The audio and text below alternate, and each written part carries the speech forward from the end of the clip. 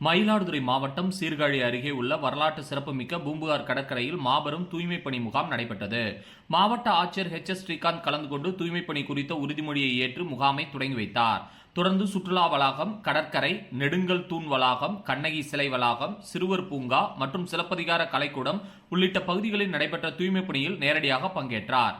மாவட்டம் முழுவதிலுமிருந்து வருவாய்த்துறை, ஊரக வளர்ச்சித்துறை, மருத்துவத்துறை, கல்வித்துறை, வனத்துறை, காவல்துறை உள்ளிட்ட பல்வேறு துறைகளில் அலுவலர்கள் மற்றும் பணியாளர்கள், பள்ளி மற்றும் கல்லூரி மாணவ மாணவிகள் தூய்மை பணியாளர்களுடன் இணைந்து முகாமில் பங்கேற்றனர்.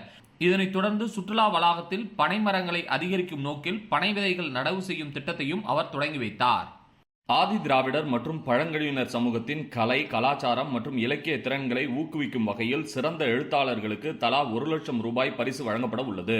இதற்கான விண்ணப்பங்களை மாவட்ட ஆதி திராவிடர் மற்றும் பழங்குடியினர் நல அலுவலகம் அல்லது தமிழ்நாடு அரசின் இணையதளத்திலிருந்து பெற்றுக்கொள்ளலாம்.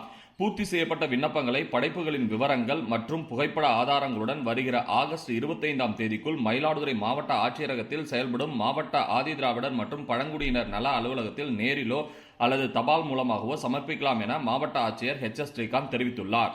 விவசாய அடையாள எண் பதிவு செய்துள்ள விவசாயிகள் தங்களது பெயரில் உள்ள அனைத்து பட்டா நிலங்களையும் கட்டாயம் இணைத்து பதிவு செய்து கொள்ள வேண்டும் என்று மயிலாடுதுறை மாவட்ட ஆட்சியர் எச் ஸ்ரீகாந்த் தெரிவித்துள்ளார்.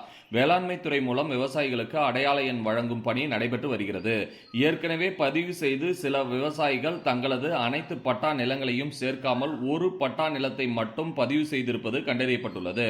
எனவே பதிவு செய்துள்ள விவசாயிகள் தங்களது பெயரில் உள்ள அனைத்து பட்டாக்கள், ஆதார் எண் மற்றும் ஆதாருடன் இணைக்கப்பட்ட கைபேசி எண்ணுடன் அந்தந்த வட்டார வேளாண்மை உதவி இயக்குனர் அல்லது தோட்டக்கலைத்துறை உதவி இயக்குனர் அலுவலகத்தை அணுகி மீதமுள்ள நிலங்களின் விவரங்களையும் பதிவு செய்து கொள்ள வேண்டும்.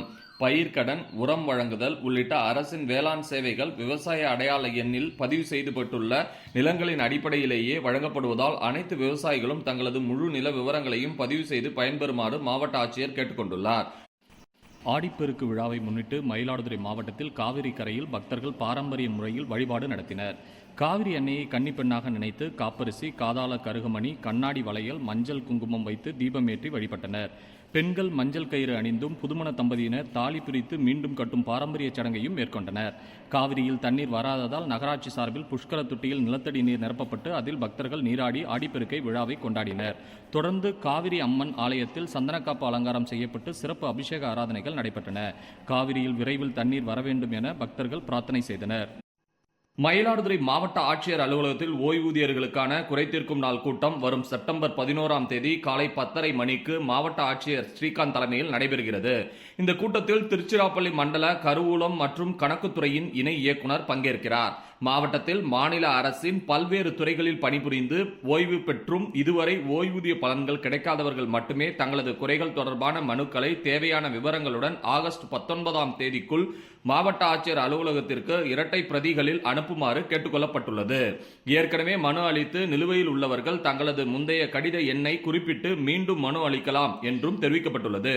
மேலும் மின்சார வாரியம், தமிழ்நாடு அரசு போக்குவரத்து கழகம் மற்றும் நூற்பாலைகளில் பணியாற்றி ஓய்வு பெற்றவர்கள் தங்களது மனுக்களை மாவட்ட ஆட்சியர் அலுவலகத்திற்கு அனுப்பாமல் சம்பந்தப்பட்ட உயர் அதிகாரிகளுக்கே அனுப்ப வேண்டும் என்று மாவட்ட ஆட்சித்தலைவர் தெரிவித்துள்ளார். உலக மக்கள் தொகை தினத்தை முன்னிட்டு மயிலாடுதுறை மாவட்டத்தில் மக்கள் நல்வாழ்வுத்துறை சார்பில் விழிப்புணர்வு பேரணி நடைபெற்றது. மாவட்ட ஆட்சியர் அலுவலகத்தில் நடைபெற்ற நிகழ்ச்சியில் பெண்கள் முன்னேற்றம், மக்கள் நலன் குறித்த உறுதிமொழி ஏற்கப்பட்டது. மாவட்ட ஆட்சியரின் நேர்முக உதவியாளர் முத்துவடிவேல் உறுதிமொழி ஏற்க வைத்து பேரணியை துவங்கி வைத்தார். மயிலாடுதுறை மாவட்ட ஆட்சியர் அலுவலகத்திலிருந்து துவங்கிய பேரணி முக்கிய சாலைகள் வழியாக தருமபுரம் வரை நடைபெற்றது. நூற்றுக்கணக்கான கல்லூரி மாணவ மாணவிகள் இதில் பங்கேற்று மக்கள் தொகை கட்டுப்பாடு, பெண்கள் முன்னேற்றம் மற்றும் ஆரோக்கியமான குடும்ப வாழ்க்கை குறித்த விழிப்புணர்வு வாசகங்கள் இடம்பெற்ற பதாகைகளை ஏந்திச் சென்றனர். மயிலாடுதுறை மாவட்டத்தில் தடை செய்யப்பட்ட மறுசுழற்சி செய்ய முடியாத ஒருமுறை பயன்படுத்தும் பிளாஸ்டிக் பொருட்களை ஒழிக்கும் நடவடிக்கையாக நகராட்சி சார்பில் அதிரடி சோதனை மேற்கொள்ளப்பட்டது. மாவட்ட ஆட்சியர் எச் ஸ்ரீகாந்த் உத்தரவின்படி மயிலாடுதுறை நகராட்சி அதிகாரிகள் நகராட்சிக்கு உட்பட்ட மளிகை கடைகள், தேநீர் கடைகள், சூப்பர் மார்க்கெட்டுகள், சாலையோர விற்பனை நிலையங்கள், உணவகங்கள் மற்றும் பழச்சாறு கடைகளில் திடீர் ஆய்வு நடத்தினர்.